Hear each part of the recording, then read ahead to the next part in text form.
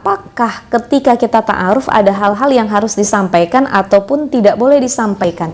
Nah, ada dua hal ya. Pertama adalah hal-hal yang perlu disampaikan itu terkait dengan sifat kita, kebiasaan kita, terus cara hidup, dan mungkin penyakit bawaan yang harus diketahui oleh pasangan ta'aruf kita.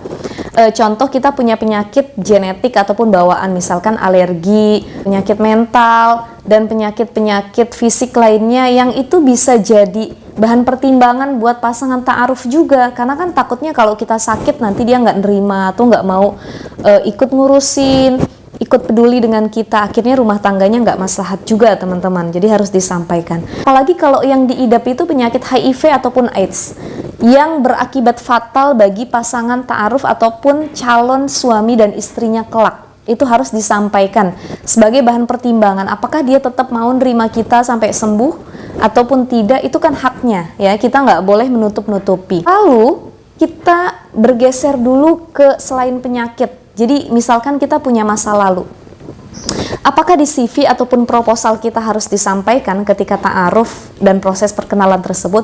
Nah, terkait masa lalu, kita harus sering banget baca doa ini kalau habis sholat. Allahumma stur aurati, ya Allah tutup aibku, jaga aibku.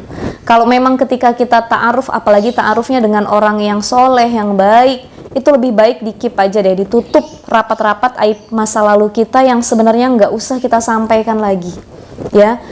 Kenapa? Agar lebih maslahat dan tidak terjadi hal-hal yang tidak kita inginkan. Toh kita sudah tobat, kita sudah berubah untuk lebih baik lagi, kita sudah hijrah ke lingkungan ataupun circle yang lebih baik daripada sebelumnya. Ngapain sih kita harus buka aib kita sendiri gitu ya.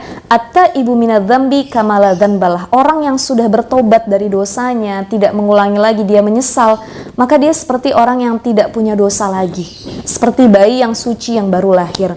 Jadi